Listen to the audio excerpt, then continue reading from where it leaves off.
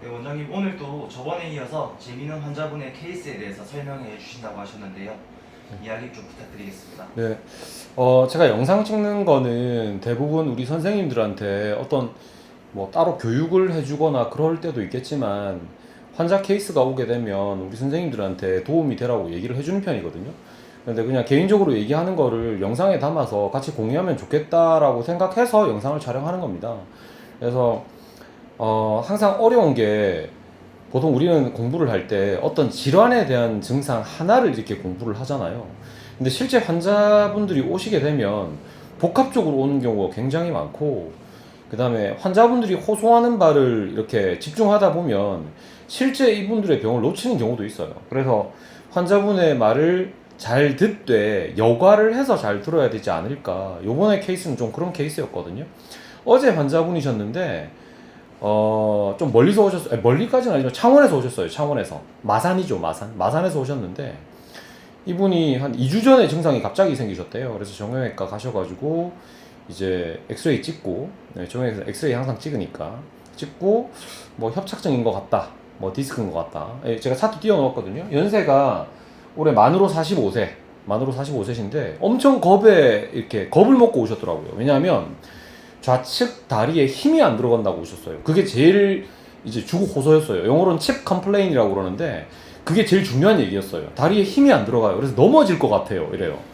그럼 우리한테는 그게 레드 플래그이거든요. 레드 플래그이 뭐냐 하면 위험 신호예요. 그러니까 통증을 얘기할 때 다리에 힘이 빠졌다, 마비가 왔다, 이런 것들은 굉장히 조심해서 봐야 되거든요. 그래서 그건 조심해야 되는데, 그리고 다리에 마비가 오면 일단은 제가 보진 않아요. 대부분은 큰 이제 병원에 가서 이제 꼼꼼하게 검사를 해봐야 되는 거죠. 어디 신경이 눌렸는지 뭐 알아봐야 되는 거니까. 그런데 이제 피지컬 리그잼 이학적 검사부터 항상 먼저 하는데, 여러분들 알고 계시면 좋아요. 다리에 힘이 빠졌을 때, 이게 다리에 힘이 빠진다 이런 느낌이, 환자분들은 표현할 때 다리에 힘이 다 빠진다라고 얘기하지만 그게 실제 마비인지 아니면 일시적으로 다리에 힘이 약간 풀린다 이런 느낌인지 좀 다르거든요. 그런데 이제 항상 MMT를 하죠. 이제 근육의 어떤 힘을 평가를 해야 되는데 신경의 위치에 따라서 그 움직이는 것들이 좀 달라요. 예를 들어서 뭐 엄지발가락을 위로 올릴 때 쓰는 신경, 엄지발가락을 밑으로 내릴 때 쓰는 신경, 비슷하게 뭐 발목을 위로 올리는 것, 발목을 밑으로 내리는 것, 이런 신경들이 위치가 조금 다르고요. 주로 발목을 이용해서 이렇게 또는 발가락을 이용해서 테스트하는 이유는 이제 디스크나 협착증이 생겼을 때 가장 호발하는 위치를 검사하는 편이에요. 예를 들어서 뭐 요추 4번, 5번이라든지 아니면 요추 5번, 천추 1번이 가장 호발하는 장소인데, 그런 경우에는 발가락이나 발목만 테스트해도 이게 마비인지 아닌지 어느 정도 감별할 수가 있거든요. 물론 이제 더 위쪽의 레벨은 뭐 고관절을 구부려 본다든지 뭐 고관절을 펴 본다든지 이런 테스트도 해야겠지만, 또는 무릎을 굽힌다든지 펴야 된다든지 이런 테스트를 해봐야겠지만, 대부분은 이제 흔한 게 4번, 5번, 5번, 6번의 얘기이기 때문에 이제 그분은 그 얘기를 하자마자 제가 먼저 누워보시죠, 그리고 발가락 힘을 체크를 하겠습니다 라고 하는데, 환자분들이 발가락을 올리는 힘, 내리는 힘을 해보라고 하면 잘 못해요. 왜냐하면 이게 걸어 다닐 때나 뭐 힘쓸 때나 이럴 때는 이제 뭐 아무 생각 없이 무의식적으로 많이 움직여지던 부분들인데, 검사를 한다고 하면 긴장하시니까 엄지발가락을 올려보세요 그러면 잘 못 올리시는 분도 있어요. 그래서 반대쪽 발을 이용해서 먼저 가르쳐 드리고 하는 편이거든요. 그래서 이분은 왼쪽이 안 좋으셨으니까 먼저 오른쪽부터 근력 테스트를 했거든요. 그래서 엄지발가락을 올려보세요 라고 얘기하고 제가 저항을 걸어주는 거죠. 힘이 좋아요. 그래서 우리가 MMT 할 때 보통 그레이드 5에 몇 번이냐, 그 그레이드 5 중에 뭐 5번째다, 그레이드 5 중에 4번째다, 뭐 이런 얘기들 하는데, 이분은 죄송합니다, 제가 지금 촬영하고 있는데 크락션 울려가지고. 그래서 오른쪽 평가를 했을 때 이제 우리 엄지발가락이라고 그러죠. 엄지발가락이 위로 올리는 힘, 그 다음 밑으로 올리는 힘이 막 5 중에 한 4? 5? 뭐 정상적인 평가였어요. 그리고 왼쪽을 평가했을 때도 오른쪽과 차이가 안 났다는 거죠. 그러면 이걸 마비라고 보긴 힘들거든요. 그런데 환자분은 뭐라고 얘기했냐면, 아니에요 원장님, 하여튼 걸을 때 자꾸 넘어질 것 같아요 이렇게 얘기를 하고, 또 뭐를 얘기를 하셨냐 하면, 그리고 타고 내려가는 느낌이 있어요 라고 얘기를 하는 거예요. 그러면 저는 긴장하죠. 그래요? 어디로 타고 내려와요? 뒤쪽으로, 넓적다리 뒤쪽으로도 타고 내려오고요. 그 다음에 넓적다리 옆쪽으로도 타고 내려와요. 이렇게 얘기를 해요. 제가 여기다가 그려 놓을 거거든요. 우리 선생님들한테 부탁해가지고 그 덜마톰이라는 게 하는 게 있어요. 덜마톰. 그러니까 신경이 어디가 눌리게 되거나 마비가 오게 되거나 뭐 하여튼 장애를 받게 되면 신경이 가는 길에 따라서 당겨지는 위치나 저린 위치가 가는 길이 좀 다르거든요. 4번, 5번 같은 경우에는 넓적다리 옆쪽으로, 바깥쪽 옆쪽으로 해서 흘러나가는 편이고요. 그 다음에 요추 5번, 천추 1번 같은 경우는 뒤쪽으로 당기거나 저린다라고 표현을 많이 해요. 그럼 이분은 둘 다 해당되는 거잖아요. 4번, 5번, 5번, 6번 둘 다 해당되기 때문에 제가 만약에 피지컬 이그잼을 해보지 않았다면 또는 그냥 편안하게 생각하면 뭐 큰 병원 가서 MRI 찍어보세요. 이거 디스크일 수도 있으니까 라고 하고 보냈을 수도 있겠죠. 하지만 이 환자분을 이제 SLRT 하지직거상 검사를 했거든요. 근데 하지직거상 검사에서 양성이 아니었어요. 그러니까 왼쪽 오른쪽도 비교를 했거든요. 거의 똑같아요. 대동소이하다는 거죠. 했는데도 똑같기 때문에 이건 디스크에 의한 증상이라고 보기에는 어려운데? 라고 판단을 하는 거죠. 물론 피지컬 이그잼 이학적 검사라는 게 100%는 아니겠지만 이제 뭐 제일 확실한 건 MRI 뭐 찍어서 바로 봅시다 라고 얘기하면 되겠지만 사실 MRI 비용도 싼 편이 아니잖아요. 한번 찍을 때 대학병원 같은 경우에는 뭐 싸게는 60, 비싸게는 70. 그다음에 영상의학과 가게 되면 싸게는 35만원, 뭐 비싸게는 50만원까지 드니까 그리고 뭐 예약하고 이러다 보니 힘들잖아요. 그래서 이건 디스크일 가능성이 좀 떨어지니까 제가 좀 보겠습니다 라고 얘기를 하고 좀 봤고요. 그래서 여러 가지 체크를 했는데 일단은 이제 심부둥근의 통증이 굉장히 많았고요. 특히 이상근 부분은 제가 체크하진 않았어요. 제가 그때 많이 바빠서 우리 도시료 부장님이신 송 부장님한테 부탁을 했어요. 부장님, 요거 심부둥근 쪽하고 둥근 쪽에 좀 이밸리에이션 평가를 좀 해주십시오 라고 얘기를 했어요. 얘기를 했더니 이제 좀 이따가 가보았더니 원장님 찾은 것 같습니다. 이상근 쪽이 많이 눌려있는 것 같습니다 라고 얘기를 했던 거죠.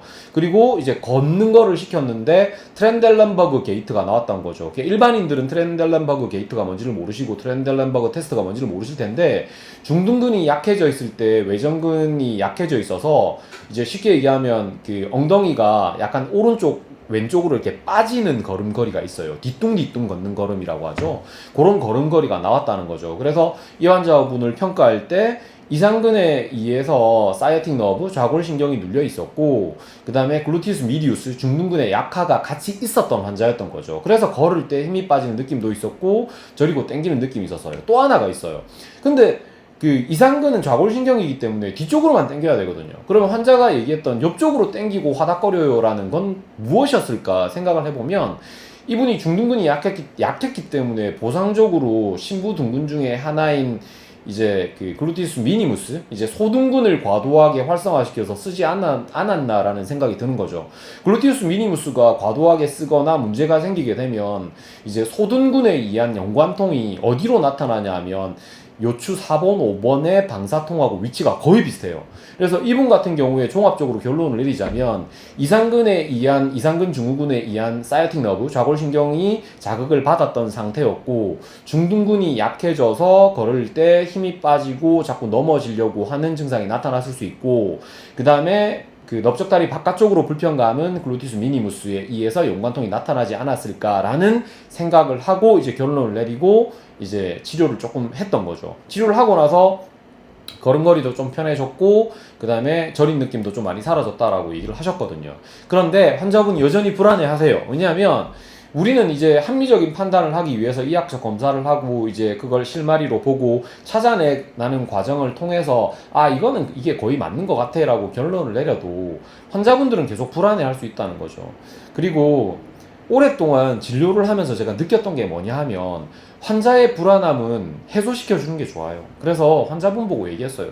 환자분 그래도 불안하시죠? 네, 불안해요. 그러면 여력이 되시면 MRI 촬영까지 해보시는 게 좋을 것 같아요 라고 얘기를 하고 MRI 촬영을 하고 나중에 제가 그 촬영하고 오면 제가 또 설명을 해드릴게요 라고 또 말씀을 드린 상태입니다.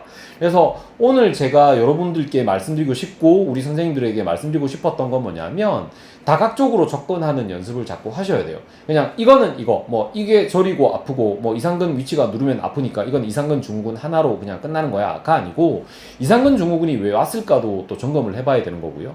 그 다음에 다른 이상근이 왜 많이 쓰였을까? 뭐가 문제가 1차적으로 원인이 있었을까라도 생각을 해봐야 되는 거죠. 그리고 이분은 습관적으로 이제 벗 그리핑이라고 그래가지고 엉덩이 쪽에 근육을 지속적으로 쓰고 있는 형태이셨거든요. 그러면 나중에 근본적으로 치료할 때 그것도 생각을 하고 치료를 또 해야 되는 경우도 있습니다. 그래서 이렇듯 진단이 조금 난해하고 어려운 경우도 있어요. 그래서 직접 환자를 맞닥뜨렸을 때 좀 당황스럽죠. 다리에 힘이 빠지고 마비가 오지 않았나? 위치도 덜마톰이라고 그러죠. 4번, 5번, 5번, 6번 같은데 이거 디스크가 심하게 눌린 거 아닐까? 이런 생각을 할 수도 있는데 그게 아닌 경우도 있다라는 사실도 아셔야 되고요. 만약에 이게 진짜 운이 나쁘게 또는 뭐 이렇게 뭐 좋은지 나쁜지 얘기할 수는 없겠지만 MRI를 찍었는데 4번, 5번, 6번에 뭐 이렇게 벌징이라고 그러죠. 약간 튀어나와 있다. 약간 팽윤이 있다 정도면 사실은 좀 안타깝지만 환자분들이 고민을 많이 하는 경우도 많아요. 그런데 제가 그분을 보고 SLRT도 하고 여러 가지를 본 결과 저는 디스크로 인한 증상은 아니었다라고 판단을 합니다. 그래서 이런 분들이 사실 어렵고 난치성으로 가는 경우가 많아요. 근데 이분은 아픈 지 2주밖에 안 됐기 때문에 저희가 이제 이학적 검사로 어느 정도 잡아냈고 치료가 가능하다라고 판단을 빨리 할 수 있거든요. 그런데 이분이 만약에 이제 막 빙빙 돈다. 막 MRI도 찍고 막 뭐 우리 흔히 얘기하는 경막에 차단술도 하고 뭐 여러 가지 막 하고 막 하다가 시간이 많이 흘러버리면 우리 몸은 보상 기전을 쓰거든요. 컴펀세이션을 쓰는데 그러면 비정상적으로 다른 근육을 끌어다 쓰기 시작한단 말이에요. 그러면 이제 악순환에 빠지는 경우가 많이 생기는 거죠. 그러면 치료가 더 힘들어지는 경우도 있다는 거죠. 그래서 이 영상을 보시는 많은 운동 전문가 여러분들과 그 다음에 물리치료사 선생님들은 오늘 제가 얘기했던 이런 케이스가 혹시나 비슷한 케이스가 있다면 염두에 두시고 체크를 한번 해보시는 게 더 도움이 되지 않을까 싶어서 오늘 영상을 남겨봅니다. 오늘 자료를 이제 드릴 거는 이제 아까 전에 말씀드렸던 이제 그 글루티우스 미니무스 소둔근에 의한 연관통, 그 다음에 뭐 이상근에 의한 연관통 이런 것들을 영상에 이렇게 띄워 놓을게요. 그래서 그거 보고 참조하시면 도움이 될 것 같습니다. 그리고 트렌델렌버그 테스트도 띄워 놓을게요. 그것도 보시고 뭐 열심히 공부하시는 분은 아시겠지만 또 모르시는 분도 있을 수 있으니까 오늘 영상도 도움이 되었다면 여러분 좋아요, 구독, 알람 설정까지 부탁드릴게요. 이렇게 케이스 리뷰 위주로 당분간은 좀 진행을 하고요. 그 다음 치료적인 개념에 대해서 영상을 찍는 거는 제가 주저주저 하게 되는 이유가 여러 가지가 있는데 제 영상을 이제 환자분들도 많이 보시고 저한테 이제 댓글을 남겨주시는 분도 꽤 계시거든요. 근데 답변을 하기가 사실 굉장히 조심스럽습니다. 왜냐하면 치료라는 게 그렇게 간단한 게 아니고요. 영상으로 진짜 간단하게 이거면 이겁니다라고 하는 치료가 있으면 참 좋을 텐데 난치성 환자분들은 거기에 해당되지 않는 경우가 너무너무 많습니다. 그래서 오히려 저 영상을 보고 더 안 좋아졌다라는 얘기를 들을 가능성도 있기 때문에 가급적이면 치료 부분에 대해서는 굉장히 조심스럽게 접근을 하고 많은 책임감이 느껴지기 때문에 좀 조심스럽게 자료를 남길까 싶습니다. 그래서 나중에 좀 영상 같은 거 치료에 관련된 영상은 조심스럽게 아주 스피시픽한 아주 지역적인 부분에 대해서만 올리게 되지 않을까 싶습니다. 지금까지 이 내용 잘 봐주셔서 감사하고요. 도움이 되었다면 좋아요, 구독, 알람 설정까지 좀 부탁드릴게요. 감사합니다. 다음에 뵐 때까지 안녕히 계세요. 그리고 요거 게짜각서 선물해주신 선생님 너무 감사해요. 항상 이거 띄워놓고 찍을게요. 감사합니다.